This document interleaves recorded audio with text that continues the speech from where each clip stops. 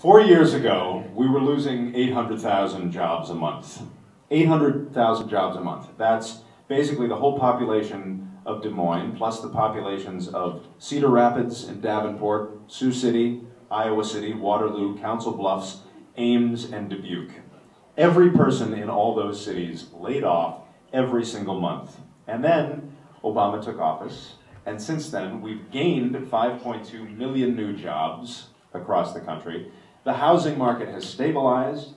Ford and GM are turning profits. Pell Grants have doubled. We're out of Iraq.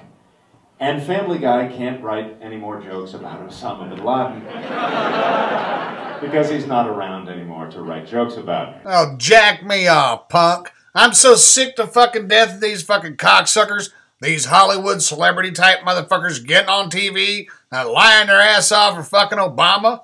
Quit trying to take credit for fucking bin Laden. That motherfucker was dead long before Barack took office. I promise you that, folks. If you believe that bullshit, you're naive as a motherfucker. But everything that cocksucker just said is bullshit. You want to talk about facts, folks? You want to talk about some fucking realities? Let's forget about the fact that you got your head all the way up fucking Barack's ass and that you're so fucking in love with him. The dude's been a huge, huge fucking detriment to this country. Let's just leave out all the conspiracy theories for now and talk about his fucking track record. During Obama's first term, the number of Americans on food stamps increased by an average of about 11,000 per day. At the beginning of the Obama era, 32 million Americans were on food stamps. Today, more than 47 million Americans are on food stamps. So the number of Americans on food stamps now exceeds the combined populations of Alaska, Arkansas, Connecticut, Delaware, District of Columbia, Hawaii, Idaho, Iowa, Kansas, Maine, Mississippi, Montana, Nebraska, Nevada, New Hampshire, New Mexico, North Dakota, Oklahoma, Oregon, Rhode Island, South Dakota, Utah, Vermont, West Virginia, and Wyoming. What the fuck? The number of Americans receiving money directly from the federal government each month has grown from 94 million in the year 2000 to more than 128 million today.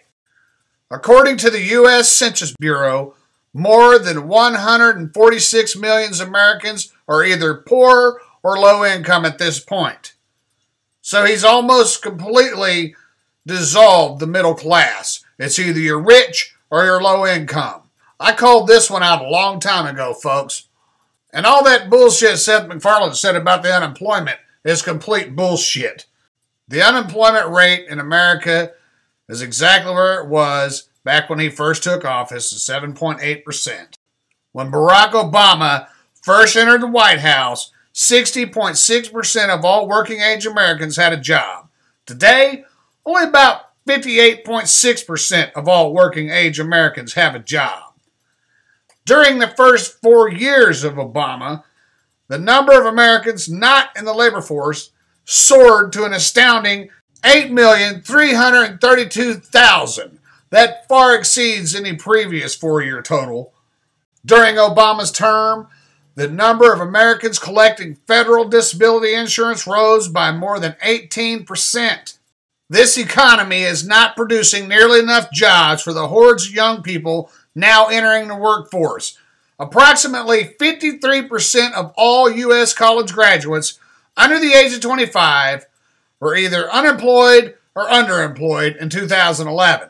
According to a report from the National Employment Law Project, 58% of the jobs that have been created since the end of the recession have been low-paying jobs. In 2007, about 28% of all working families were considered to be among the working poor. Today, that number is up to 32%, even though our politicians and Obama will tell us that the economy is supposedly recovering. According to the Center for Economic and Policy Research, only 24% of all jobs in the United States are considered, quote, good jobs at this point. According to the U.S. Census Bureau, the middle class has taken home a smaller share of the overall income pie than has ever been recorded before. And that's simply because the middle class is dissolving, it's evaporating. According to the Economic Policy Institute, The United States is losing 500,000 jobs to China every single year. The United States has fallen in the global economic competitiveness rankings compiled by the World Economic Forum for 4 years in a row. The United States actually has plenty of oil, and we should not have to import oil from the Middle East. We need to drill for more oil, but Obama has been very hesitant to do that.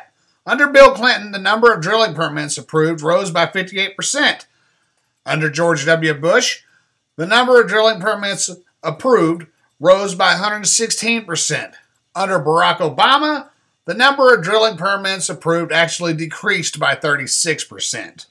When Barack Obama took office, the average price of gasoline was $1.84. Today, the average price of gasoline is $3.26. That's give or take depending on what state you live in, but he's been fucking us ever since he came in here. Under Barack Obama, the United States has lost more than 300,000 education jobs. For the first time ever, more than 1 million public school students in the United States are homeless. That number has risen by 57% since the 2006 to 2007 school year. Families that have a head of the household under the age of 30 now have a poverty rate of 37%. More than 3 times as many new homes were sold in the United States in 2005 as were sold in 2012. Yet they claim that the housing market is stabilizing since Obama's been in. Complete bullshit. Electricity bills in the United States have risen faster than the overall rate of inflation for 5 years in a row. Health insurance costs have risen by 29% since Barack Obama became president. Today, 77% of all Americans live paycheck to paycheck at least part of the time. U.S. taxpayers spend more than 20 times as much on the Obamas as the British taxpayers spend on the royal family.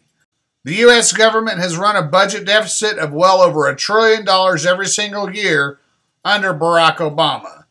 When you break it down, the amount of new debt accumulated by the U.S. government during Obama's first term comes to approximately $50,521 for every single household in the United States. You ready to cough up your money, folks?